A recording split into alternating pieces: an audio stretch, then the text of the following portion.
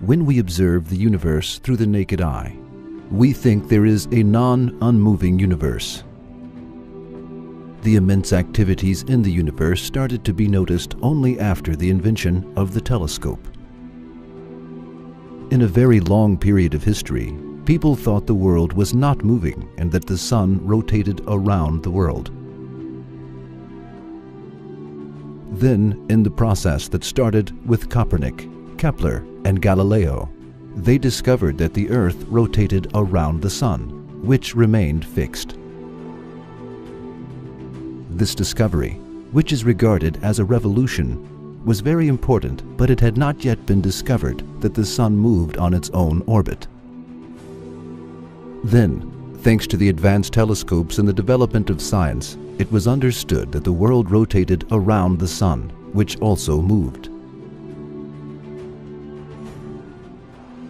The sun moved at a speed faster than 720,000 kilometers per hour, with the planets around it toward the star Vega, on an orbit called the solar apex. This fact, which was discovered only in the last century, was stated by the Quran 1400 years ago. And the sun runs his course for a period determined for him.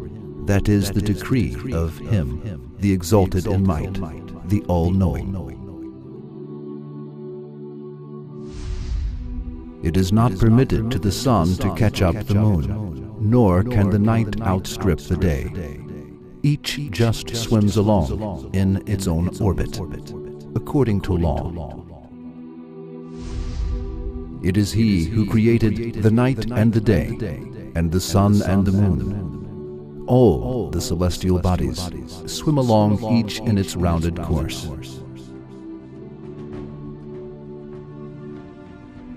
As we can see it, the Quran stated 1400 years ago that the sun and the stars moved. This proves that the Quran is the word of Allah.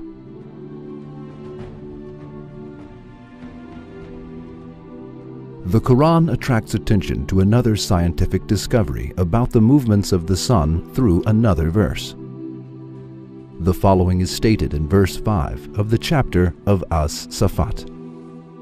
The Lord of the heavens and the earth, and what is between them, and Lord of the Easts. It is understood from the phrase, the Lord of the Easts, that the sun had more than one rising point. It attracts attention to the fact that the East, which we know as the rising place of the sun, needs to be thought as places, that is, more than one East. Yes, the sun rises every morning and sets every evening. However, these risings and settings take place in a different part of the universe each time. That is, the stars and the planets that float in the sea of the sky do not pass from the same route again. They move on their orbits. The sun, which rises in a place, sets in another place at the same time, since the world is round. The night follows the day, and the day follows the night. Then the rising places of the sun, not the rising place, is in question. The morning time is different for every point of the globe. Every place waits for the sun to rise at a different hour, minute, and second. We watch the sunrise from different places of space. The sun is the same sun, the world is the same world, but the place in space is different. Now, let us ask some questions about these two miracles of the Quran.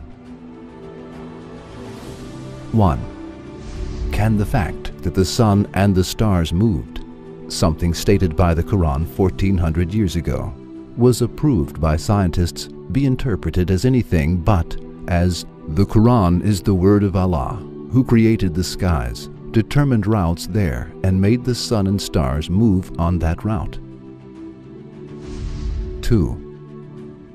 Is it possible for a person who lived 1400 years ago and who could not read nor write to discover a fact that was rejected by many scientists who lived before the last century, and that was discovered only in the last century, which was a century of science and technology.